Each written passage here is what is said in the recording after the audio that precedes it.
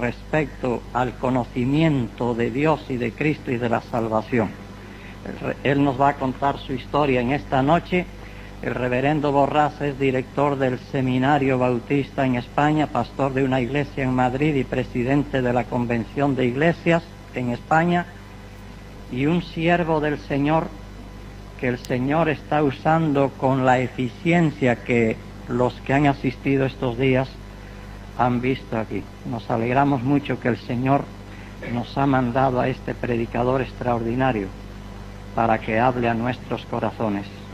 Esperamos que Dios te hable a ti, sobre todo si todavía no eres convertido o convertida. Si no sabes todavía a dónde vas a ir el día que te mueras, trata de pedirle a Dios que te lo abra para entender. Vamos a escuchar ahora al reverendo José Borrás.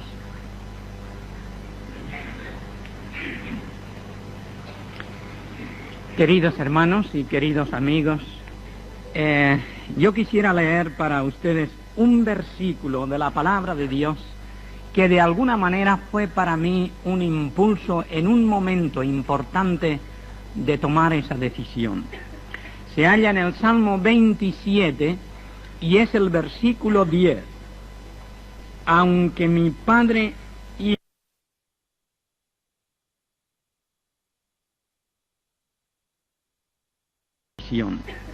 se halla en el Salmo 27 y es el versículo 10. Aunque mi padre y mi madre me dejaran, con todo Jehová me recogerá. Durante el transcurso de esta semana, en los primeros minutos de cada noche, he venido relatando la clase de vida que yo llevaba en un convento. Os conté cómo, nacido en un hogar cristiano, mis padres trataron de inculcar en mi mente los principios religiosos que ellos habían recibido. Mis padres eran católicos, sinceros y practicantes, y ellos quisieron que yo siguiera esa misma clase de vida. A la edad de 12 años yo me fui a un seminario católico creyendo que no había otra manera de servir mejor al Señor en este mundo. En el seminario católico traté de imitar lo mejor que pude y supe la vida de los santos que yo leía en sus libros. Mortificaba mi cuerpo, trataba de imitar lo que esos siervos de Dios habían hecho durante su vida. A la edad de 15 años ingresé en el noviciado, pasé por una especie de entierro simbólico, una muerte a la clase de vida que yo había podido llevar en el mundo, para nacer de nuevo, según se me decía, a una nueva vida. Tenía que desaparecer mi propia personalidad y aceptar ciegamente lo que cualquier superior me ordenase. Hice los votos de pobreza, obediencia, castidad y enseñanza. Luego pasé unos años estudiando filosofía en una universidad, la carrera de magisterio. Luego, total, que pasé unos 10 años preparándome para servir al Señor. Tuve una serie de dudas intelectuales, religiosas. No veía que se armonizaba lo que hacíamos en la vida práctica y lo que se leía en la palabra de Dios, pero aceptaba ciegamente, como mis compañeros, lo que los superiores nos decían, porque teníamos miedo de caer en la herejía, tal como ellos nos indicaban. Y como ya últimamente les expliqué, después de esos años de carrera, yo fui ordenado sacerdote. Yo me sentí el hombre más dichoso sobre la tierra. Como a mí me habían enseñado, yo me sentía un representante de Cristo en este mundo. Mi familia estaba muy contenta, pensaba que yo rezaría por ellos cada día durante la misa, y efectivamente así lo hacía. Pero mi madre de forma especial se sentía muy dichosa porque pensaba con gran lógica: si mi hijo es un representante de Cristo en este mundo, yo que soy su madre, seré la representante de Cristo en esta tierra. Eso era un gran honor para una mujer católica, sincera y practicante como era mi madre. Si yo me sentía tan dichoso con aquella clase de vida, ¿qué es lo que aconteció para que yo la abandonase? Para que yo viniese a ser un creyente evangélico tal y como nosotros conocemos en nuestros días. Esto es lo que con la ayuda del Señor quisiera explicaros en esta mañana. Mi vida, ya como sacerdote, tenía dos facetas. Yo era profesor y durante la semana actuaba como profesor en un colegio de las escuelas pías. Decía la misa cada día, rezaba el rosario, confesaba a los niños y el resto era simplemente un profesor en un colegio. Durante los fines de semana, especialmente el domingo, yo me había hecho cargo de una parroquia fuera de la ciudad que no tenía cura párroco.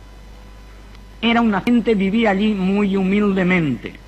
Mucha gente no tenía casa donde habitar, vivían en cuevas. Allí se había nombrado un sacerdote, pero después de poco tiempo él se marchó porque no podía convivir con aquella gente. Se había nombrado otro y duró también muy poco.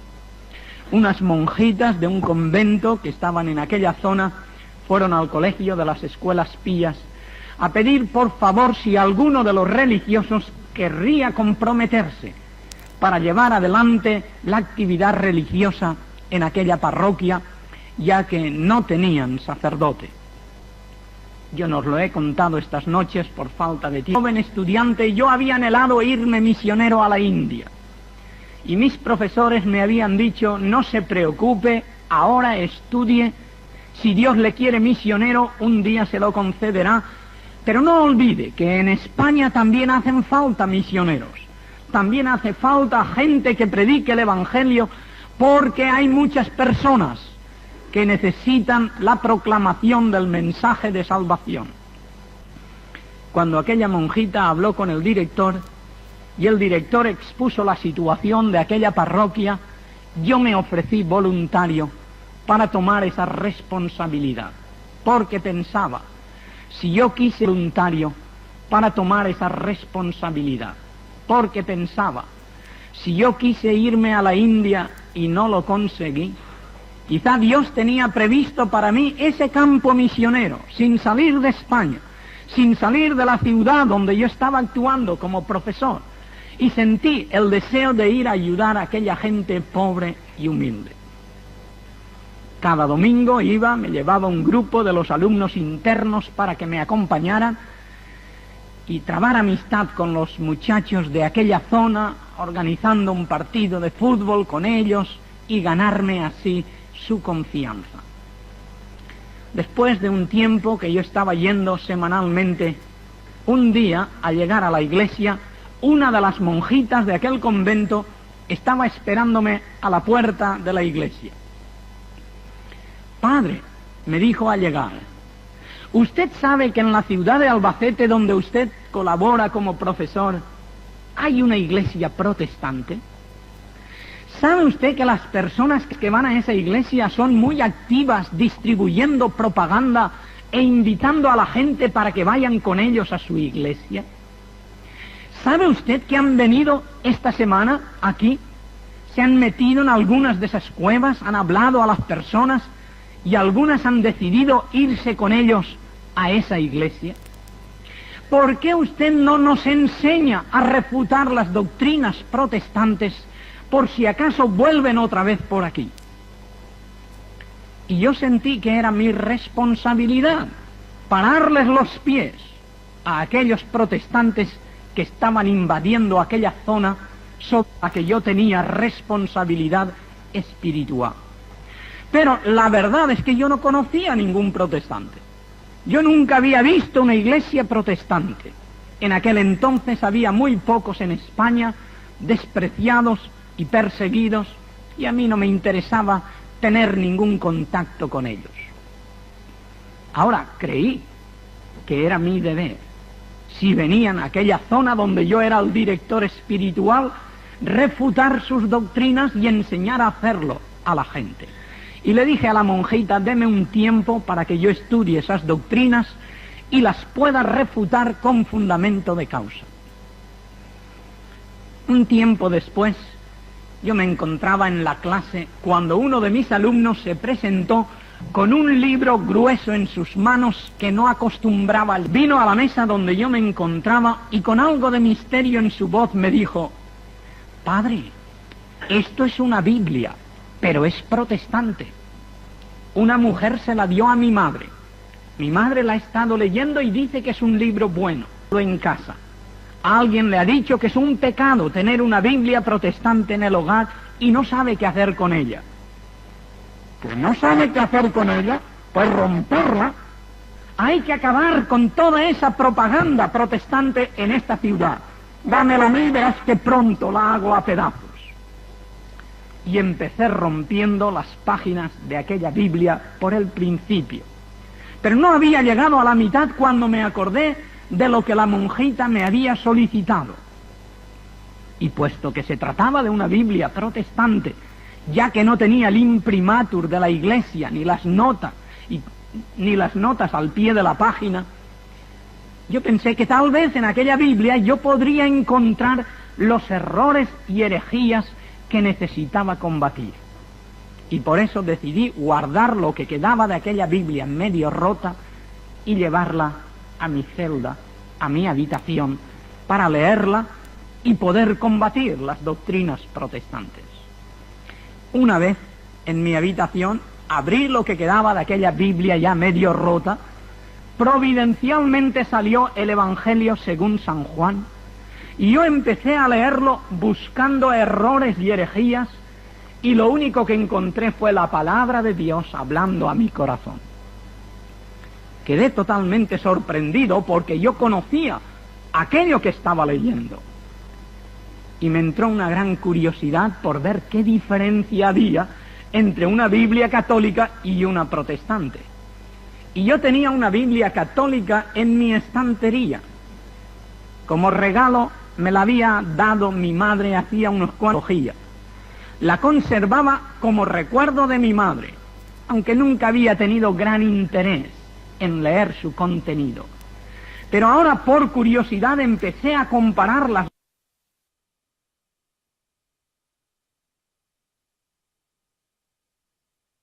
Como recuerdo de mi madre, aunque nunca había tenido gran interés en leer su contenido. Pero ahora por curiosidad empecé a comparar las dos Biblias por el mismo lugar. Y mi sorpresa fue muy grande porque me di cuenta de que prácticamente las dos Biblias decían lo mismo. Entonces pensé yo, bueno, ¿y por qué esa diferencia entre católicos y protestantes si ambos tienen la Escritura y viene a ser lo mismo en las dos Biblias?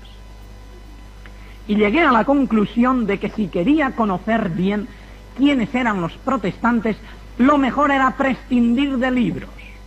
Porque yo pensé, cada libro refleja la opinión del autor que lo ha escrito. Un autor católico naturalmente defenderá las doctrinas católicas. Un autor evangélico pues hará lo mismo con las doctrinas evangélicas. Pero yo no sabré realmente si presentan las cosas con prejuicios o no. Y pensé que lo mejor era descubrir dónde vivía una familia protestante y observar por mí mismo qué clase de gente era aquella. Ver cómo vivían, cómo vestían, cómo hablaban, cómo oraban. En una palabra, cuál era su vida práctica. Ya que la vida real de una persona es el mejor de los libros para decirnos quién es y lo que cree tal persona.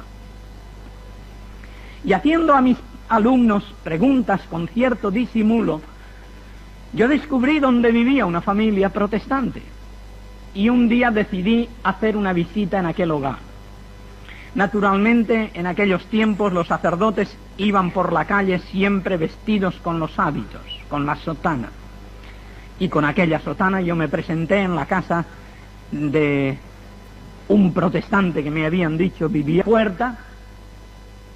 El dueño de la casa la abrió y se quedó un poco sorprendido al ver un sacerdote a la puerta de su casa. Él había sido molestado en diferentes ocasiones a causa de su fe. Él creyó que yo le iba a molestar como otros habían hecho en otras ocasiones. Pero yo le tranquilicé y le dije que no era tal mi propósito. Yo era sacerdote, pero era profesor en un colegio y deseaba conocer por qué ellos no eran católicos, qué diferencias había entre sus doctrinas y las doctrinas católicas.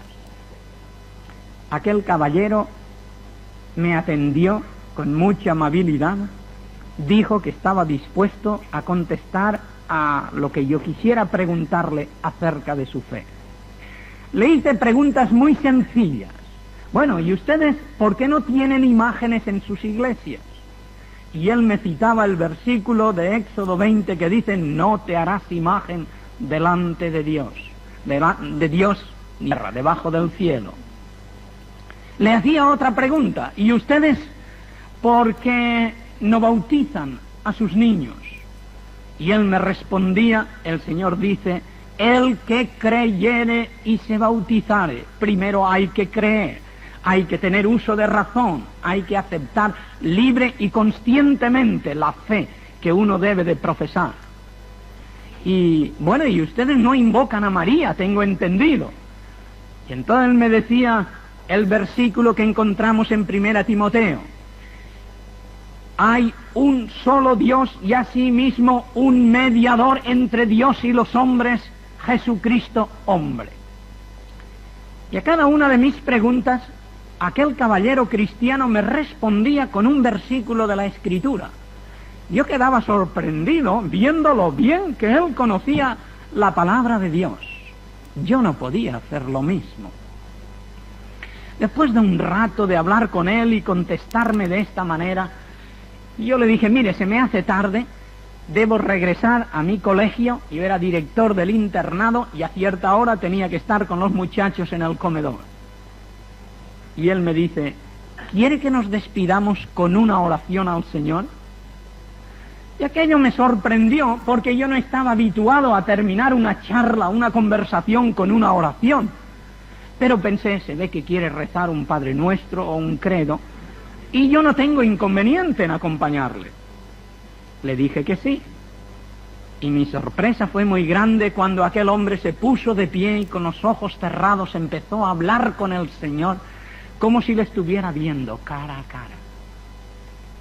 Yo nunca había oído orar a nadie así. Yo había rezado cientos de rosarios, de credos, de salves, de Ave Marías, pero yo nunca había oído orar a una persona hablando lo que sentía en su corazón. Les diré que hubo algo en su oración que no me convenció mucho, y es que pidió a Dios que me diera luz a mí para que yo descubriera la verdad. Y yo pensé, el que necesita la verdad es él. Él es el hereje y el protestante. Pero me gustó la manera de orar. Y cuando ya a la puerta de su casa me despedía agradeciéndole el tiempo que había utilizado conmigo, aquí debo ser sincero con usted. Usted es un profesor que ha venido a hablar conmigo y a preguntarme acerca de mi fe. Yo no tengo muchos estudios. Es un sacerdote. Yo soy un laico. Yo paso el tiempo trabajando en una fábrica. Y quizá yo no he aclarado bien lo que usted anhelaba saber. Si usted me prometiera venir mañana, yo hablaría con el pastor de mi iglesia para que estuviera aquí y él podría responder a sus preguntas mejor de lo que lo he hecho yo. No tenía demasiadas ganas de volver al día siguiente, pero me entró curiosidad por saber quién era el pastor. Para mí un pastor en aquellos tiempos era uno que va detrás de un rebaño de cabras o de ovejas. Pero el pastor de la iglesia, pues cómo irá vestido, cómo se le reconocerá, etcétera.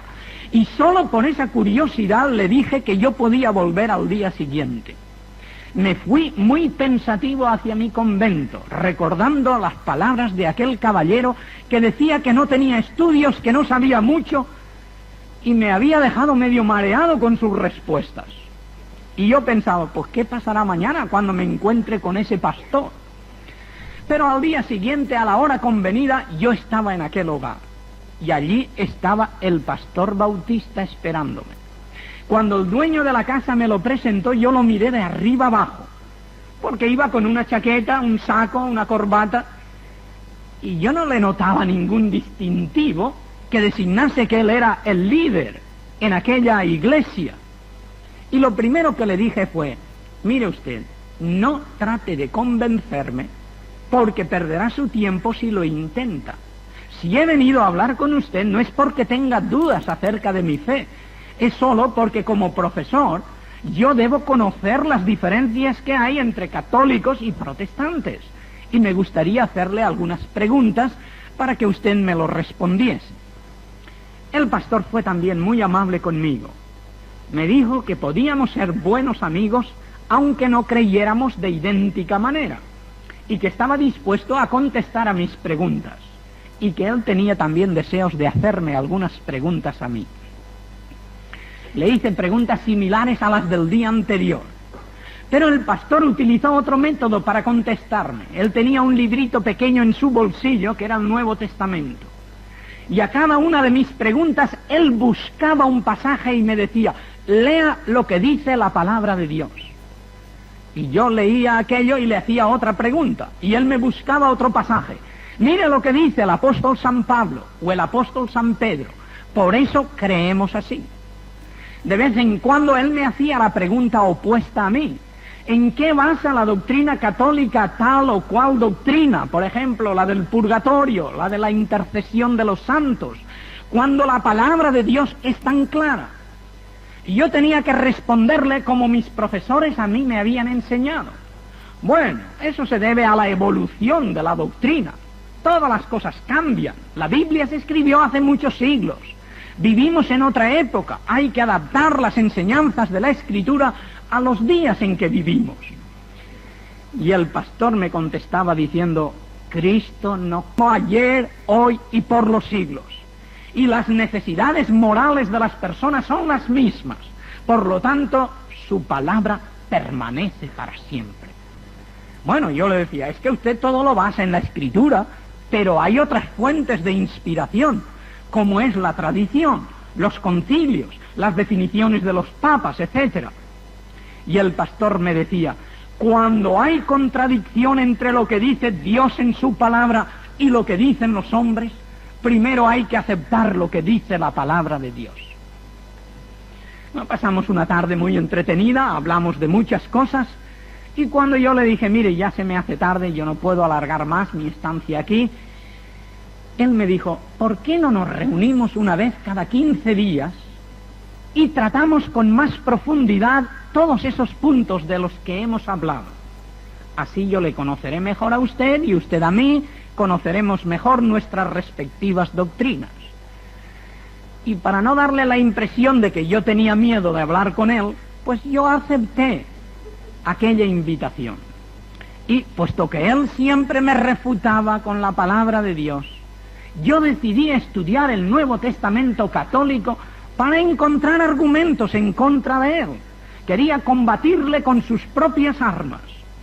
Y hermanos, fue leyendo la palabra de Dios en la Biblia católica, tratando de encontrar razonamientos y argumentos contra aquel pastor Bautista, cómo el Señor fue iluminándome poco a poco hasta que yo descubrí la verdad, esa verdad que me libertó. Tengo que decir que muchas veces antes de ir y hablar con el pastor, yo me hincaba de rodillas delante de un cuadro del Cristo de Velázquez que tenía a la cabecera de mi cama y pedía al Señor que me diera sabiduría para poder refutar a aquel pastor. Yo me daba cuenta de que era un hombre bueno, pero muy sencillo. No tenía muchos conocimientos teológicos. Yo albergué la presunción de que yo le iba a convencer de que estaba equivocado. Sin embargo, cada vez que iba y hablaba con él, regresaba a mi convento pensando que el que había sido convencido había sido yo. Externamente no le daba la razón, porque cuando dos discuten, nadie quiere darse por vencido. Pero dentro de mi corazón yo me daba cuenta de que él me decía exactamente lo que yo leía en la palabra de Dios. Bueno, para no hacer la historia muy larga, les diré que esto me tomó cerca de un año. Un año estudiando la palabra del Señor, un año haciendo visitas a aquel pastor, un año pidiéndole a Dios que me diera la luz y la sabiduría precisas para convencerle al pastor de que estaba equivocado. Pero después de un año más o menos, yo empecé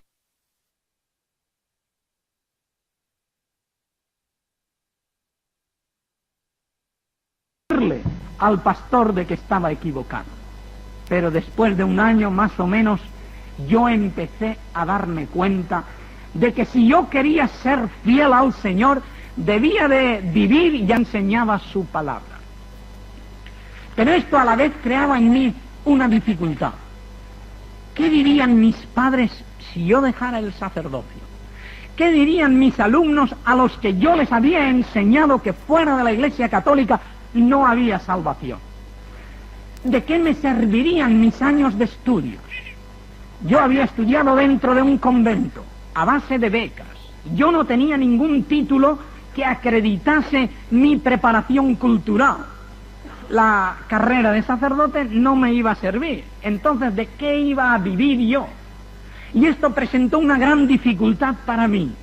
Y decidí dejar todos aquellos pensamientos, cortar con mis visitas a aquel pastor, seguir como sacerdote, aunque dentro de mí tenía ya muchas dudas, y no preocuparme para no crearme más problemas. Yo seguía en el convento, seguía asistiendo a aquella parroquia fuera de la ciudad. Un día salí otra vez con mis muchachos. La misma monjita, la hermana Dolores, estaba esperándome a la puerta de la iglesia. Padre, me dijo cuando llegué, hace mucho tiempo que usted dijo que nos iba a enseñar a refutar las doctrinas protestantes y aún no ha comenzado. ¿Sabe que esta semana han vuelto otra vez? Y han estado hablando y distribuyendo propaganda y algunos se han ido con ellos a su iglesia. Hermana, le dije, la verdad es que yo no me olvidé de lo que le prometí. He estado estudiando algunas de sus doctrinas y no sé cómo refutarlas, porque todo lo basan en la Escritura. La Escritura es la palabra de Dios y yo no puedo ir contra la palabra de Dios. La monjita se puso pálida, cambió de color. Pero padre, ¿qué me dice? A usted le han engañado. Usted no sabe quiénes son los protestantes. Si no se confiesan, si no bautizan a sus niños, si no dicen misas por sus difuntos, hay que refutar esas doctrinas cuanto antes. Yo le dije que conocía a una familia y que era una buena familia, que no teníamos que preocuparnos tanto. Después de todo, eran buenas personas. Pero ella me dijo, son lobos vestidos con piel de oveja y hay que desenmascararles, porque hablan sí mucho de Cristo, pero luego en la vida práctica no actúan como ellos dicen. Yo le dije, mire hermana, ¿sabe usted que algunos sacerdotes quisieron hacer eso mismo que usted me pide a mí que haga? Y cuando estudiaron esas doctrinas sin prejuicios, ellos se convirtieron al protestantismo.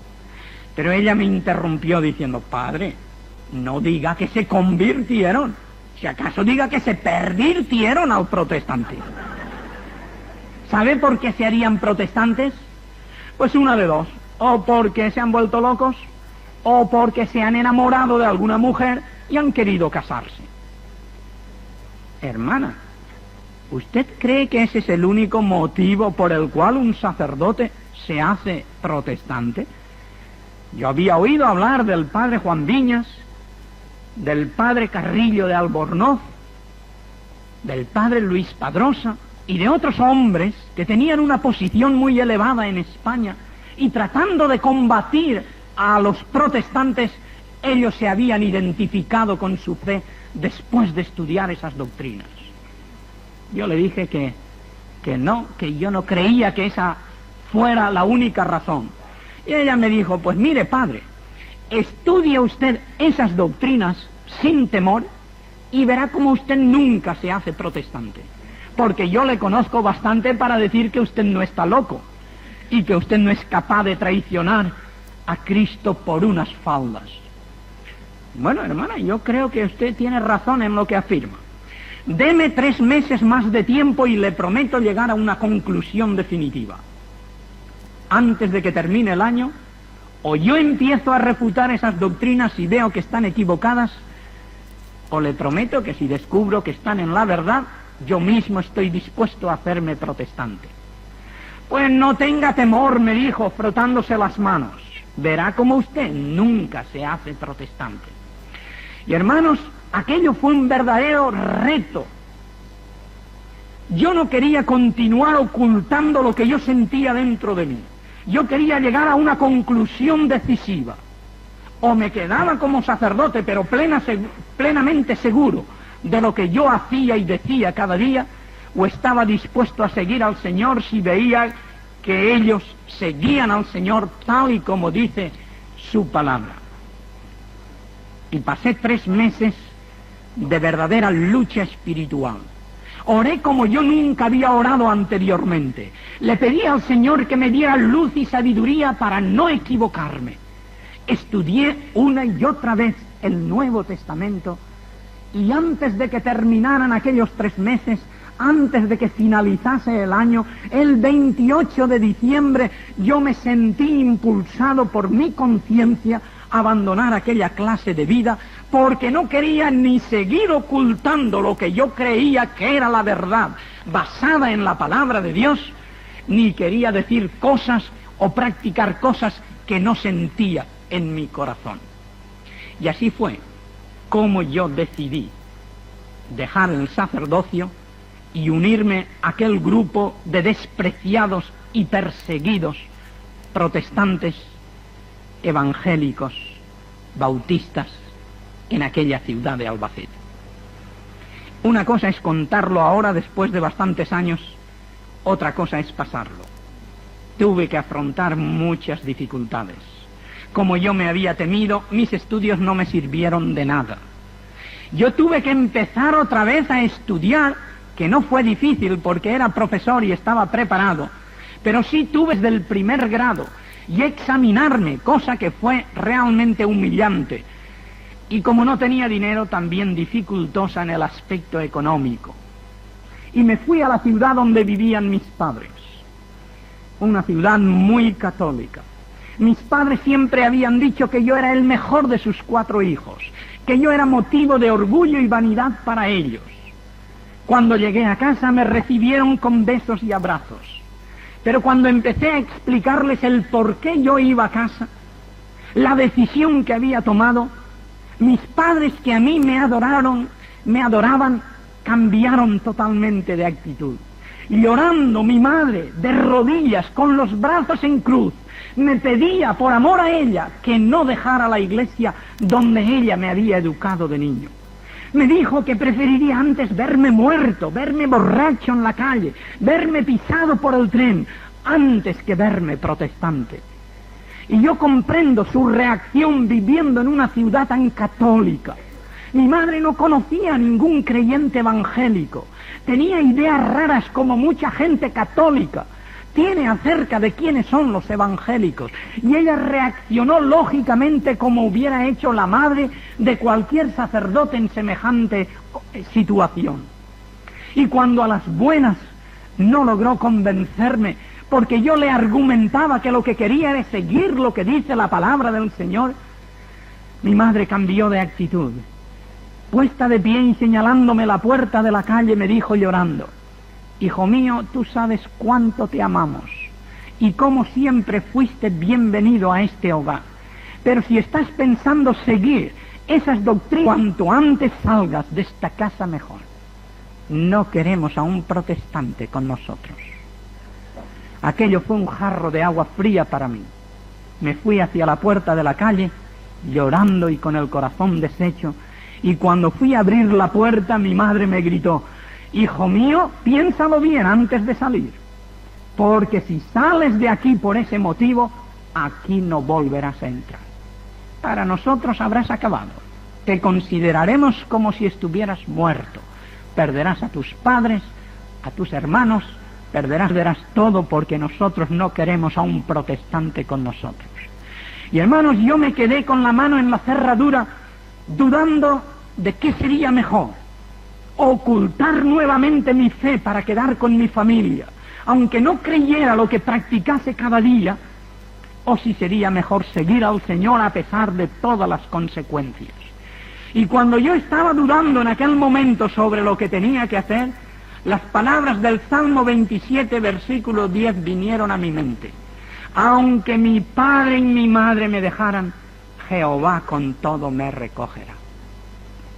Y esas palabras me dieron el aliento y el estímulo preciso para dejar el hogar de mis padres, sin saber a dónde ir, sin saber qué ropa me iba a poner al día siguiente, porque había hecho voto de pobreza, yo no tenía dinero conmigo, pero confiando en que el Señor, que cuida de las aves del campo y de los lirios del valle, iba a cuidar de mí. Y efectivamente, hermanos y amigos, puedo decirles después de muchos años que el Señor fue fiel en su promesa.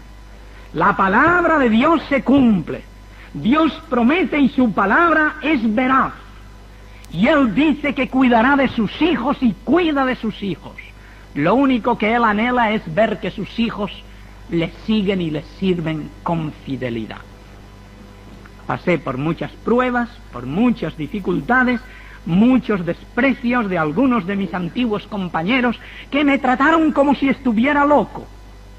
Pero también quiero deciros que si bien es verdad que, como decía la monjita, yo no me fui porque estuviera loco, cuando la gente me trataba de que había cometido una locura abandonando el sacerdocio en aquellos tiempos para unirme con los despreciados y perseguidos protestantes, quiero deciros que si para alguna gente eso representa estar loco, yo quiero estar loco con Cristo.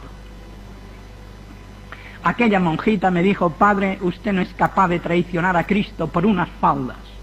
Y yo le dije que tenía razón. Hoy puedo deciros que el Señor me ha bendecido grandemente con una esposa que ha sido mi apoyo, mi ayuda, mi inspiración durante todos los días de nuestro ministerio.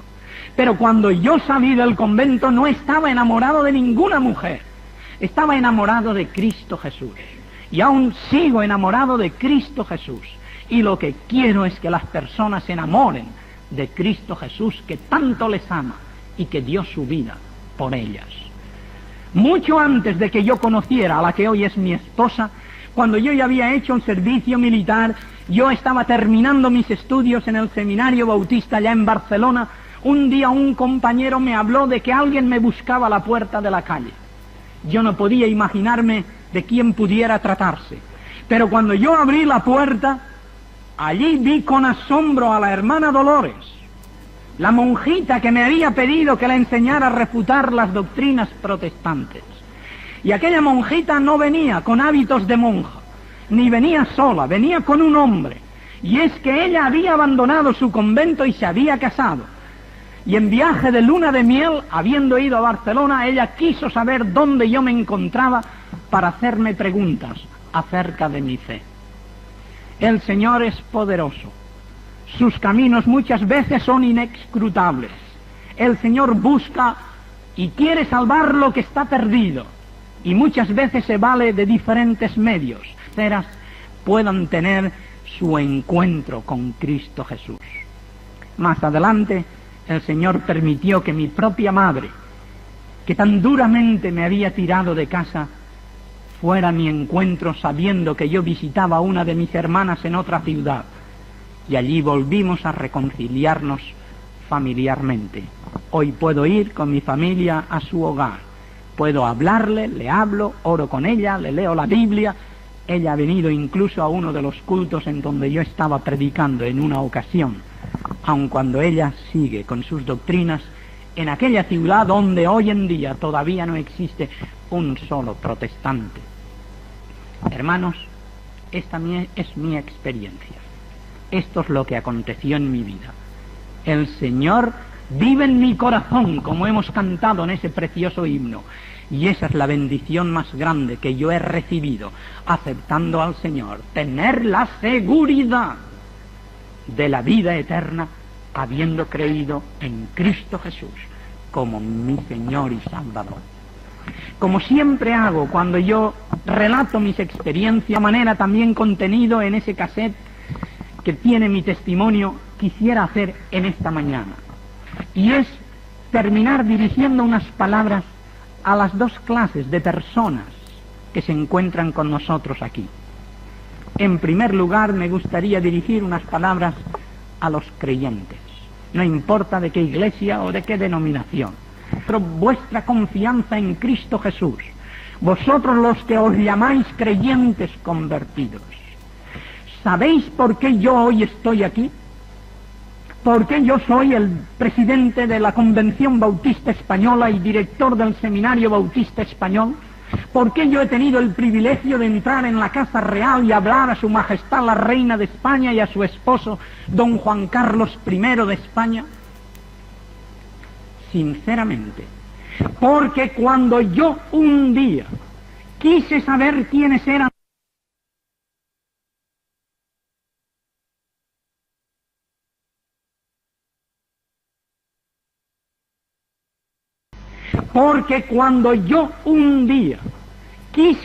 quiénes eran los protestantes, el Señor dirigió mis pies a un hogar cristiano, a una familia evangélica, sincera, cristiana, convertida de verdad, que vivían lo que teóricamente practicaban, que no se avergonzaron de hablar conmigo, que compartieron conmigo sus experiencias, que me hablaron de su encuentro con el Señor, de la seguridad que sentían. Yo me daba cuenta de que tenían algo que yo no tenía, especialmente un gozo, una paz y una seguridad que yo nunca había experimentado. Y luego que les conocí mejor y fui observando su vida, vi que verdaderamente eran unos cristianos consagrados, y yo quise ser como uno de ellos. Si en lugar de haber ido a aquel hogar, hubiese ido a otro hogar, y los hermanos no hubieran estado preparados para hablarme, se hubieran avergonzado de hablar conmigo, no hubieran sabido responder a mis preguntas, quizá yo hoy no estaría aquí. Y por eso quiero deciros, queridos hermanos, que es una gran responsabilidad que tenemos delante de Dios. Somos creyentes y la gente nos observa. No basta con hablar de labios. Hay que vivir el cristianismo que decimos profesar, y vivirlo en la iglesia y fuera de la iglesia, entre los creyentes y fuera, y sobre todo fuera, porque nosotros somos o imanes que atraen o piedras de escándalo que rechazan, y esa es nuestra responsabilidad. Más que aquella Biblia, lo que influyó fue en mi vida la vida cristiana de aquellos hermanos que han sido y siguen siendo instrumentos en las manos de Dios para ayudar a muchas personas que andan en oscuridad y que buscan el camino de la vida. Para vosotros, queridos amigos, que podáis estar esta mañana aquí con nosotros, yo no sé cuántos de vosotros, si es que hay algunos que todavía no son creyentes evangélicos, pero también quisiera deciros en esta mañana que lo importante, lo indispensable, lo esencial no es ser religiosos. Saulo de Tarso era un religioso y estaba perdido y necesitó un encuentro con Cristo Jesús en el camino de Damasco. Saulo de Tarso observaba la religión que sus padres le habían enseñado de niño. Cumplía con todas las observancias, yendo a la sinagoga, haciendo obras de religión tal como sus maestros le habían enseñado. Y sin embargo tuvo que humillarse delante de Dios y decir: Señor, ¿qué quieres que haga? Necesitó un encuentro personal con Cristo Jesús, porque no salva la religión, no salva el ir a ninguna iglesia, salva Cristo Jesús, el único camino, la única verdad y la única vida. Nadie va al Padre si no es a través de Jesucristo. Yo os he contado en estas noches cómo nací en un lugar muy piadoso, muy católico, muy sincero, cómo yo disciplinaba mi cuerpo y hacía penitencias tratando de ganarme el cielo, tratando de contribuir al perdón de mis propios pecados sin llegar nunca a la seguridad de que mis pecados estaban perdonados. Solamente cuando yo en la celda de mi convento me di cuenta de que yo era un pecador, que Cristo Jesús era mi Salvador, estaba dispuesto a renunciar a todo, a cambiar de vida, a empezar mis estudios de nuevo, pero sabiendo que yo recibía conscientemente a Cristo Jesús como a mi Señor y Salvador, entonces fue cuando me sentí completamente libre, no solo de mis pecados, sino también de la clase de vida con tantas mortificaciones como había creído necesario llevar. Amigos que me escucháis, yo quiero que vosotros que vosotros toméis una decisión delante del Señor. No es importante ni el ser católico ni el ser protestante, porque no es la Iglesia, no es la religión. Lo que salva es ser cristiano. Uno es cristiano cuando nace de nuevo en Cristo Jesús. Yo soy español porque nací en España. Vosotros en vuestra mayoría sois cubanos porque nacisteis en Cuba. Otros son americanos porque han nacido en América.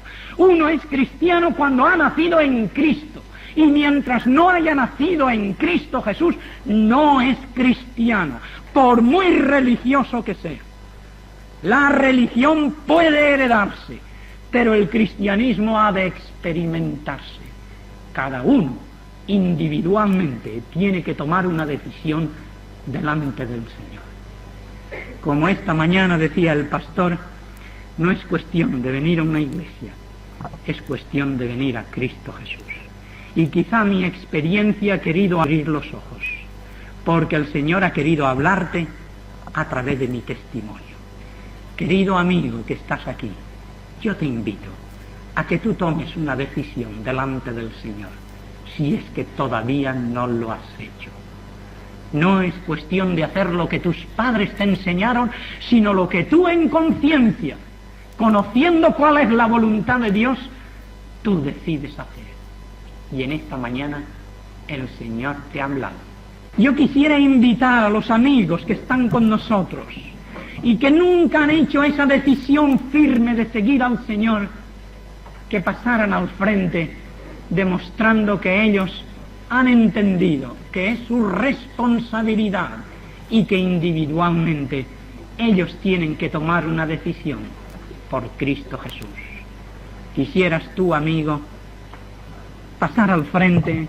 La salvación no consiste en pasar al frente, consiste en entregar tu vida a Cristo Jesús, en reconocerle como a tu Señor. Pero Él dice, el que me confesare ante los hombres, yo le confesaré ante mi Padre que está en los cielos. Por eso te invitamos a pasar al frente, para que con esa actitud, con ese acto, confieses a Cristo Jesús. Alguien, Dios le bendiga. Quizá hay alguien más, queridos amigos. Yo os invito a pasar al frente.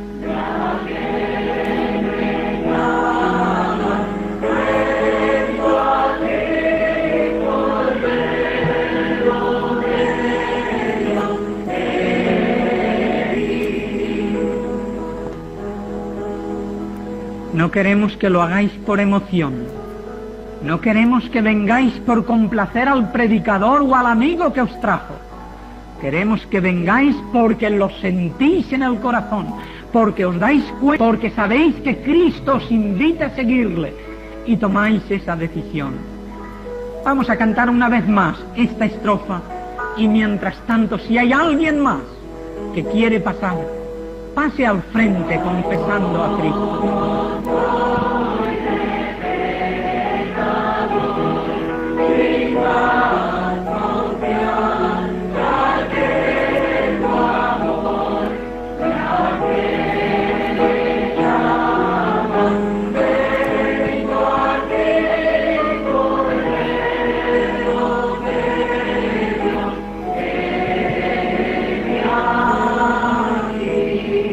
Vamos a orar al Señor.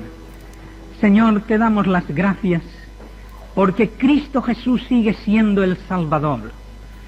Porque Él que tocó el corazón de Saulo de Tarso en el camino de Damasco y que tocó el corazón del padre José Borrás allá en la celda de un convento en España, sigue tocando los corazones hoy, porque el Evangelio sigue siendo potencia de Dios para salvar a todo aquel que cree.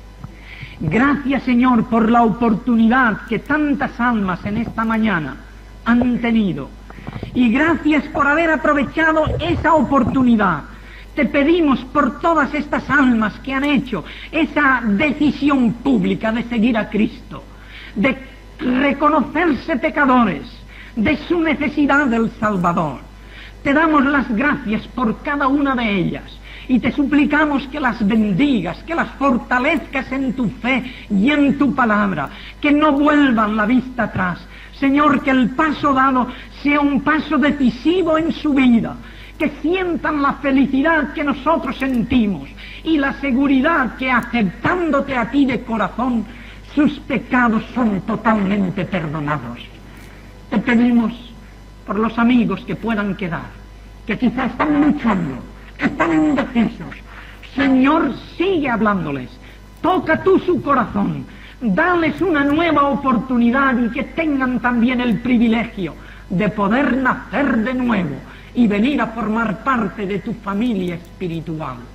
Bendice a esta iglesia, bendice a cada hermano.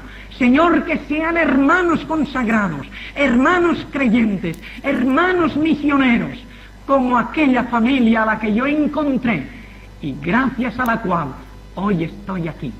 Señor, gracias por todo, en el nombre de Jesús. Amén.